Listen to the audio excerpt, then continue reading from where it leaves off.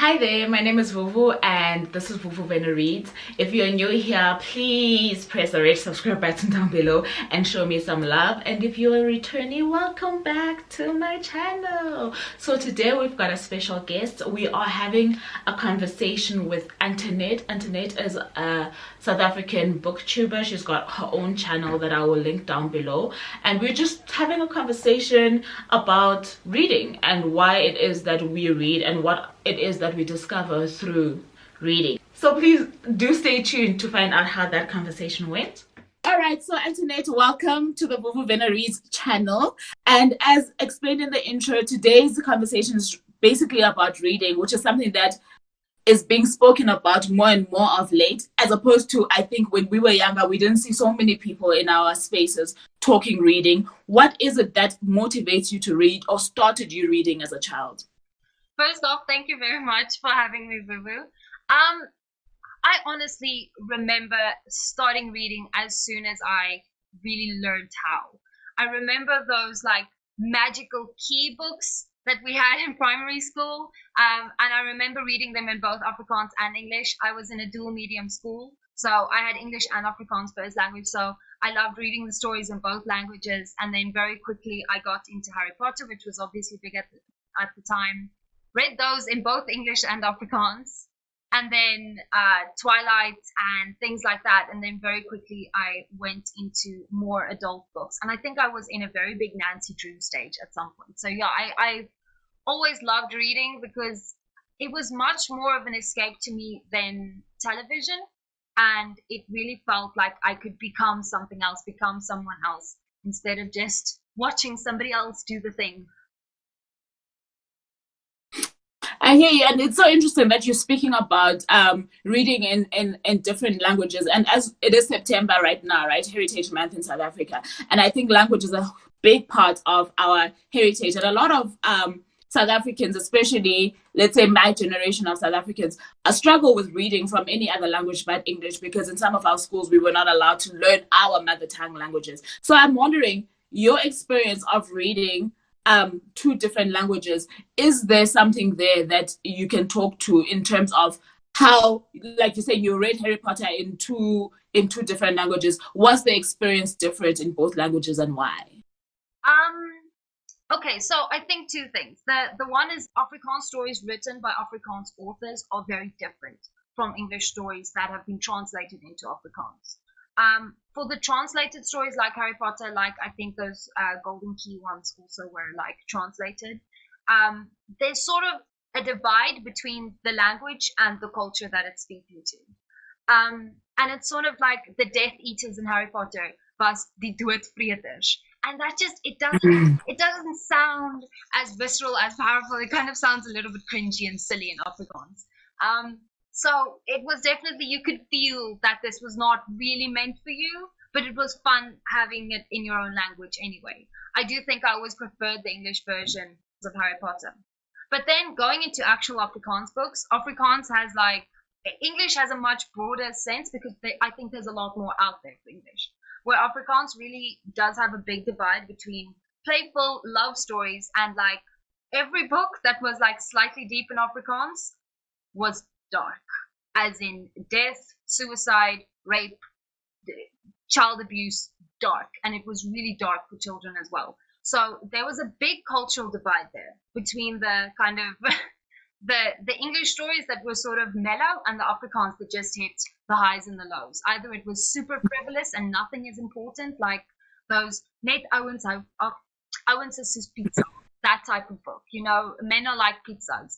And then the other books are like Die Sakmense, which is about one girl whose mother sells fruit in the street on a bag, and the other girl who wanted to impress a boy and then stopped taking her medication, and now she has to walk around with a little bag that holds her urine because she has damaged her organs so much.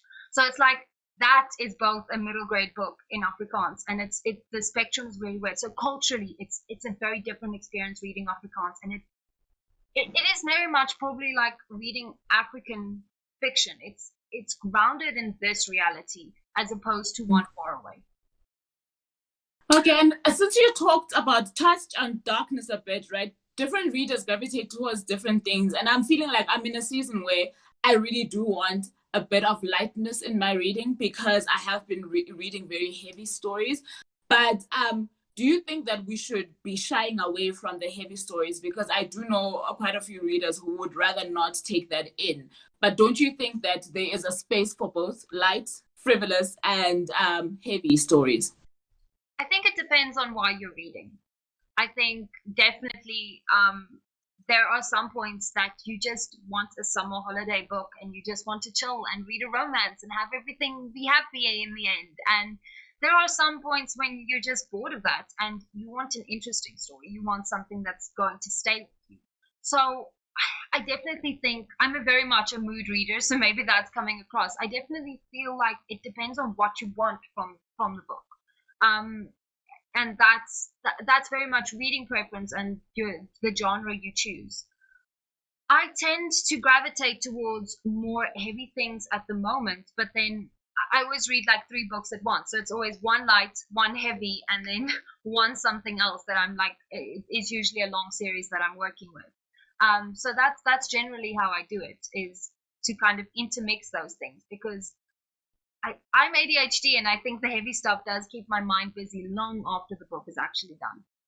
And I wonder if a reader should allow themselves to explore that kind of duality, because there are parts of ourselves that are, I'll say, fed in different genres of books, right? Like you mentioned that you are an avid fantasy reader, and you were saying that I seem to be gravitating more towards contemporary, even though I love YA. And I do think that the heavy indulgence in contemporary at the moment also is showing me a part of myself that needed to be fed through literature, if you get what I'm trying to say. Because I'm discovering so much of life and reality through the contemporary that might have not been there in the YA, even though I will still, like you, open more than one book at a time, and always one of the books that I'm opening is a YA or a middle grade book, because there is that part of me that still loves those stories. But the stuff that I'm discovering here are things that perhaps other people would discover by reading newspapers, etc. And having been in that industry for a while, I'm really not interested in reading newspapers anymore. But the way that it's being told in fiction, I'm like, oh my God, I would have never known about this. I would have never known about that had I not picked this up. And I think it creates more of a hunger to look for more stories that are similar. So what I'm trying to say is that, is it advisable for a reader to say, okay, you know what? I love crime stories. I love crime on TV. I love crime stories in general. I'm just fascinated by the crime channel, etc. So if I'm going to read a book, I'm going to pick up the genre crime. Or should a reader go into any type of book open-minded and think that, okay, any genre, well, into the reading process, let's say, open-minded, and think that any genre will do for me? I think, okay, so that's a lot of questions. So I'm just going to take it sort of bit by bit. I think first it's difficult to kind of just say the world is open to you, because mostly you do have to buy books. And I don't know about you, but the libraries around me only have like books from the 20th century and nothing really modern to work on. And especially the older fantasy can really drag a bit. So yeah, it's sort of difficult to say you have to just buy something you won't necessarily like. It's difficult to kind of justify that. On the other hand, I do think there are different types of books. And if I can explain it using food because of the feeding metaphor, you have like your meat and potatoes books that for me are the fantasy stuff. And then you have your desserts, which are the romances. For me, I love that so much. It just makes me happy every time, especially if he's lovable and they get together. Yay. But then you also every now and then need to have some vegetables, something with a theme that really speaks to you, something that makes you think a little bit more, that allows you to grow as a person in directions that you didn't even think necessary. And that's probably why it leads the most growth. So I think, if you're reading to experience things, then it would be wise to experience as much as possible and to experience things within a wider scope. So if you're just shutting your eyes to a genre, then you're probably missing something there. I know a lot of people avoid sci-fi because the YA dystopian sci-fi has kind of taken over as of late. but there's a lot to sci-fi sometimes that I think we're missing out on if we just close our eyes to it. So I think you need a little bit of everything, but you can have your favorites.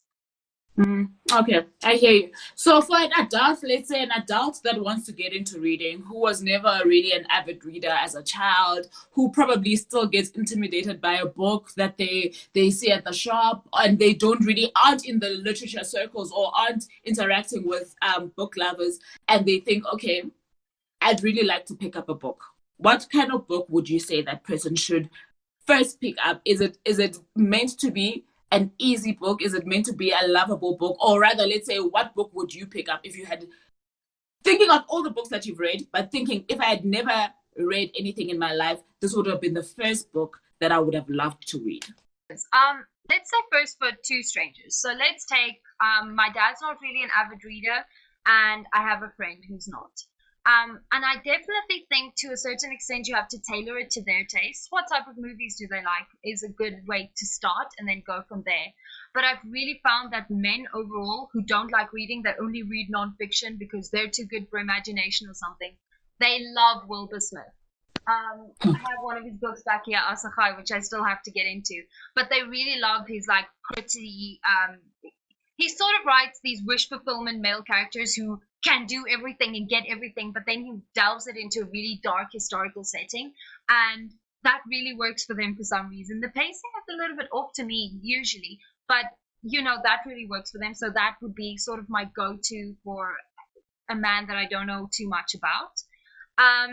For women, I'd say romance, but a romance with something in it, because the kind of romantic comedy thing is a lot of what women are used to consuming. But give them a romance with something more, with a little bit of a plot thread in it. So maybe Bridge Kingdom, maybe One Night with the King if they're religious, or if they're Christians. That's really a really good book. That sort of has a lot more to it than just the romance, but yeah, that can really draw them in. Or even The Host is one of my personal favorites. So that brings me to the next one of your questions, is like, which books, if I could only read one book in my whole life, which one would it be? And it would probably be between The Host and The Night Circus.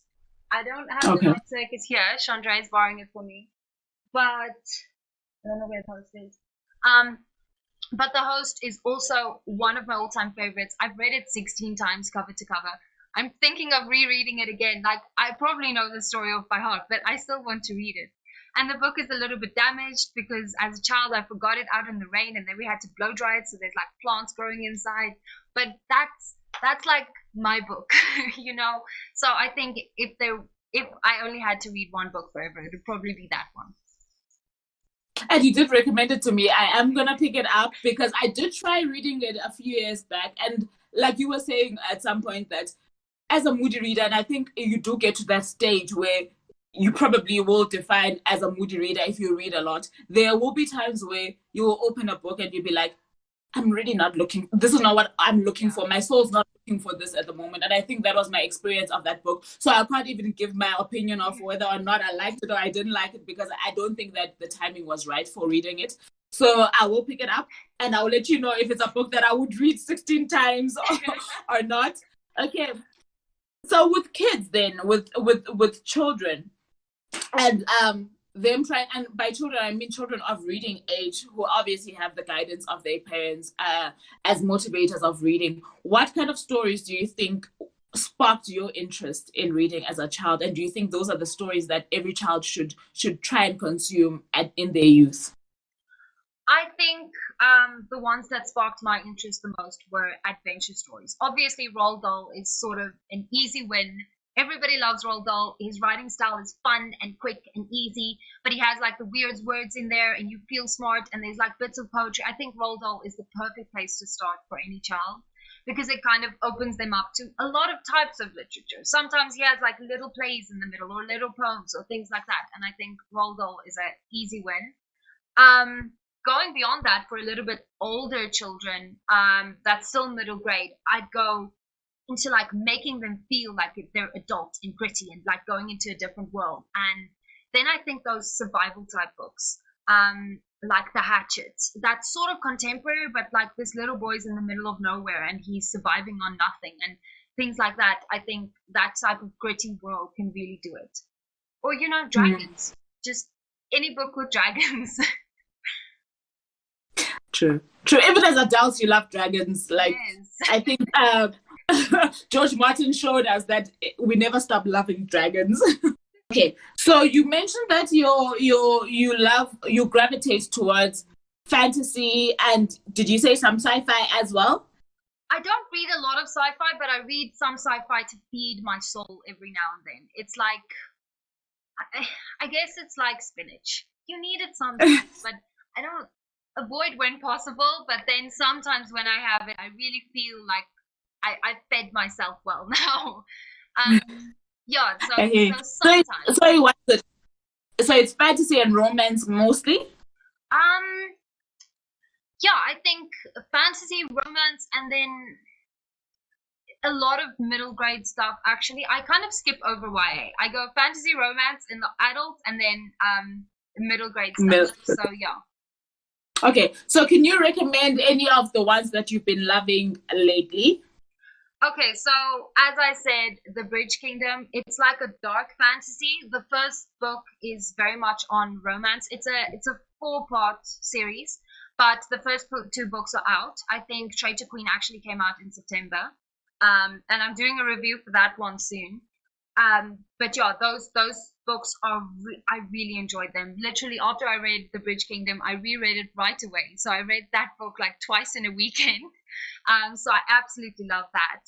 Other fantasy, I think The Name of the Wind is pretty fun. It's a little bit different for the fantasy genre. So I think if you're kind of sick of everything over and over again and you want something different than Lord of the Rings, definitely. I know Eye of the World is big now, but I'm not the biggest fan of that. So yeah, I think a lot of people would like to get into something popular like a Game of Thrones or something like that, but I struggle to continue on a series if I know it's not done yet and I know I'm working towards nothing. So for that reason, I'd probably tell them no. But I do have like my top 5 books that I'd probably recommend to everybody. But these are for avid readers.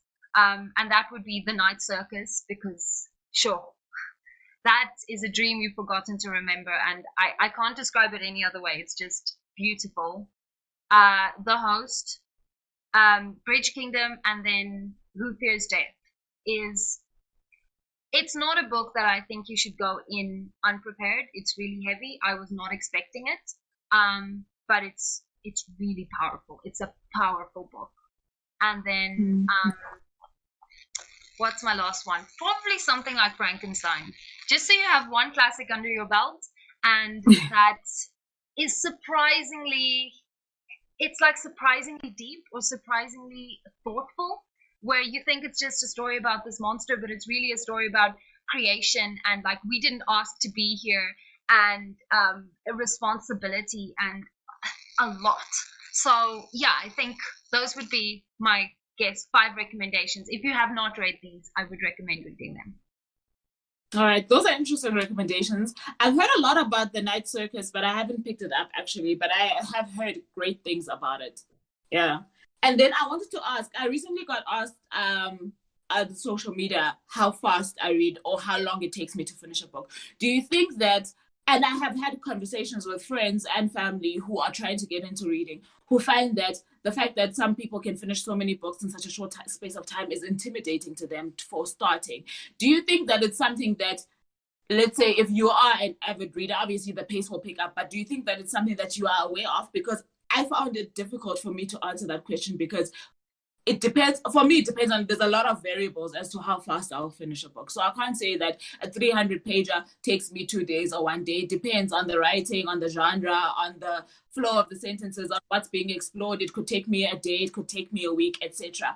But I also do see a lot of people that can say, I read 50 books in 1 month. And I'm like, how do you read 50 books in 1 month? So is that something that you find people... Clearly. Sorry? Yeah, no. All you're doing is reading the whole month, which is also okay. That's the ideal life. We all want that life. But do you find that one, I'm always asking multiple questions, so Yeah. please bear. One, that people are intimidated by the number of books you are able to get through, right? And number two, do you find that, or do you even measure how quickly you read? I don't measure how quickly I read. I do have like a reading goal for the end of the year, which I'm behind on. So I don't really measure how quickly I read. I know for the host I can read it in a weekend because I have done that a few times. But I also think I'd probably read that faster because I literally know all the words anyway. Um, I think it very much depends on the pacing, and I think I understand why new readers can be intimidated, especially if you like put a book like that in front of them, like where you know where to start, but how? And I think very much like sort of then a YA start or something that intrinsically has a quicker pace. Like not like the older fantasies or some of the older books that like really have a slow, steady start. I think if you can get actually into the story within the first two chapters, then it's going to help you keep going. But if it's like the first 8 chapters and you're still getting introduced to characters, I understand why people put books down, especially if they don't have the trust and belief in themselves that they can actually do this. Because then they just think, oh, books are boring. That's why I can't get through this. Um, where I think like a YA, when you're right in the action from the beginning and you can go, then that's going to encourage you a lot more. Hey, I actually can finish a book, and it happened even faster than I thought. So I think fast pace would definitely be a big benefit if you're worried about not being able to finish or how quickly you read. And funny enough, you're saying first two chapters. I also have a measure for myself, and I do feel like I read quite a lot. So compared to somebody who doesn't like reading or that isn't into it yet, my measure is anything between page 50 and 100. If I'm still struggling with the story, comprehending, keeping characters in my mind and actually being enthusiastic about it, I just don't finish it. If I still have to work with the author to get what they're trying to give me, I'm like, 100 pages in some books are 100 pages. So if we couldn't do this in 100 pages, then it's probably not going to happen. And sometimes maybe I miss out on some books because some books are slow burns. So I might miss out on a very good story. But I really struggle if I've given you 100 pages of my time and you're still not giving back to me. I struggle to continue with that process. So I don't know. So I'm saying people shouldn't be afraid to put books away if they're not speaking to them after a certain measure of time. Yeah, for me, it's usually I try to finish a book. It's really rare for me to stop halfway through a book. I try to finish it at least so I can check it off on Goodreads that it's read, and so that I've spent this money, I'm going to finish the book. But some books, like I've read from start to finish, and nothing happened. I still have yet to find the plot.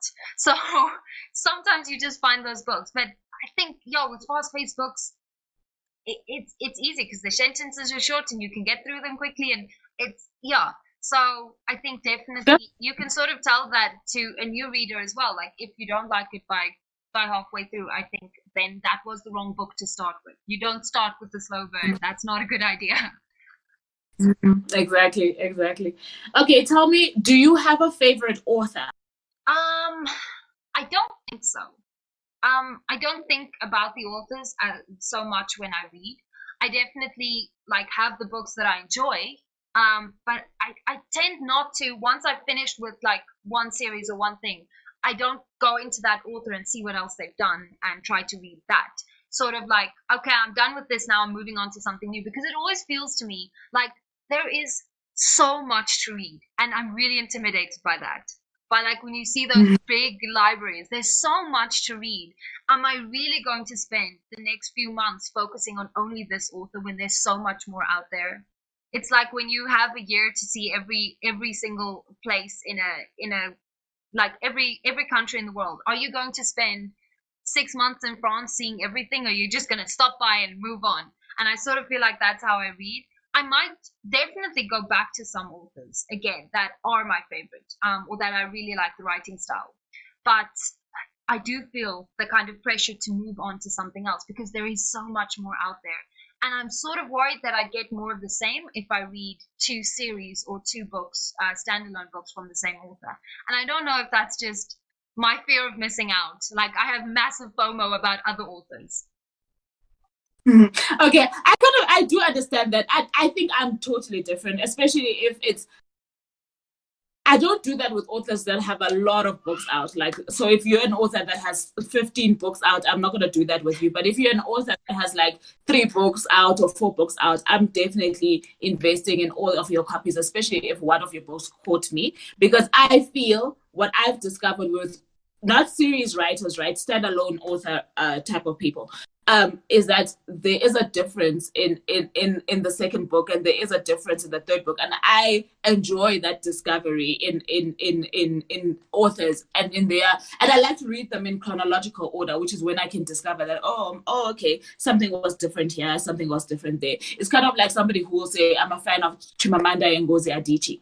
There's not one book that I would say read one book from her. I would definitely advise you to read all of her books, because I have read all of her books and all of them have merit, and all of them, even though they are based on a Nigerian theme, explore different elements of that, right? So it could be similar to what you do with the host, revisiting the same book over and over again, even knowing that there are more books to read, is because there's something there that you found that you love, that calls you to come back and come back and come back. So yeah, that's quite interesting. Okay, do you have a favorite character, fictional character? Hmm. I don't think so. It can be characters. It can be characters. It doesn't have to be one character, but like a character that has stuck with you. Let me not say favorite. It doesn't have to be one that you loved, but one that has had an impact on you. I think there would be a lot of characters that have had an impact on me. But to say a favorite one, like taking a character out of their context, I don't think any of them like are worth as much. I am definitely more character driven, or I don't know if I'm character or plot driven. I think it depends on the stories, but I do think I'd say there are more stories that stick with me than characters that stick with me, or concepts that stick with me. Um, Who Fears Death on Yesunwa and the concept around her really stuck with me, and the world that she inhabits, because it, it just is African womanhood, and I appreciated seeing that on the page. Um, Future, which is this sci-fi, that stuck with me because it took an entirely new approach to immortality. And what if we actually achieve immortality? How full is the world going to be? Are people going to be allowed to have children because we don't have enough resources to feed everybody? But that's like ridiculous amounts of people, like skyscrapers and skyscrapers full of people. There is no landmass left anymore. The whole planet is covered in houses for people, and that's the extent of how full this world has become. And it's like a crime to give birth, and you will be killed for that crime because there is a limited capacity and things like that. I mean, there's a lot that will stay with me, as like ways of looking at the world, but I don't know specifically if I can like stick to a character. So yeah. I hear, I hear you. Okay, I think that's about it. Could I ask this? What do you think you've learned about yourself from a book? Maybe just one example, because obviously there will be a lot. Yeah, yeah. So one example of what I think I've learned about myself in a book is that it's okay to be loud. Do you get what I'm trying to say? It's okay to be present and to allow yourself to be seen. I grew up obviously in the, well, not obviously, I grew up in the Eastern Cape. And I will never shake this memory of my parents. We used to go to the Anglican church. We still go to the Anglican church. That's our family church. And this idea of, as a child, and especially as a girl child, you mustn't be heard, or you must just be seen, not heard. All of those kind of concepts, that you must be prim and proper. You mustn't show all your flamboyance, right? And going to boarding school, it was a kind of like the same kind of concept, that you had to be prim, proper, presented in a certain way. And I think the more books that, like I was saying, I gravitate towards Black female leads, or female leads in general in books, and those people are given a place to be who they are, and to be with who they are in a very fierce manner that I think I had deprived myself of in a certain part of my life. And I'm discovering that that's okay. It's okay for you to be, if you are allowed, if you are extra, if you are all of these things, it's okay for you to exist. The world still has a place for people like that, even though you will still come across people saying, hush down, that's too much, that's this. It's still fine if you want to be this person. And I think that a lot of us do look for representation when we open books, and we do look for validation of those things. And having come across characters that were not fearful to be who they are is one thing that I think I discovered about myself that has permitted me to also come out of whatever shell that I was in. Yeah. Okay. What about you? So what have you discovered? Sorry. I was just saying, I can't imagine somebody telling you to shush. That just seems ridiculous to me. It happens. Sorry. So what have you discovered about yourself in books? I think one book that has really spoken to me as a woman is One Night with the King. And it's based on the story of Esther and her night with the King of Persia. And she was essentially to be one of the women who he chooses from as his wife. And I really like that she's one of the rare characters who actually femininity is her strength. And to a certain extent, her modesty is also her strength. Whereas all the other girls try to convince the king of their value by, having sex with him, she stays true to herself, and she just brings him a gift, and they spend the whole night talking. And even though it's not what's expected of her, even though it's not what the men would have wanted, the men in that society would have expected of her, she stays true to herself. And she's really damn courageous, because the king could kill her for not wanting to do this. She stays true to herself, and because of staying true to herself, she's accepted, and she becomes the queen, obviously. So that courage in humility, and in kind of a humble type of femininity, I really appreciate it, because she wasn't as loud and out there and flashy as the other girls, and she didn't do what was expected. And I think that was really cool, because in contrast to all the other books where they tell you that you have to be a fighter, or you have to show some skin, or do this or do that to be respected, or to kind of call attention to yourself to beat everybody else down. She just stayed true to who she actually was, and then she got the king in the end, which I don't know how much of a prize he was, but she didn't die. I hear you. Okay, and I think that brings us to the end of the conversation. Thank you so much for featuring on Vuvu Vena Reads. I really do appreciate it, and it was a great conversation. Thank you so very much, guys, for watching our chit chat about reading and what it is that we love about the process of reading and what we discover while reading. If you like that, please don't forget to press the thumbs up button. I almost said the red thumbs up button. The thumbs up button to say you liked it, and maybe we could do more of these.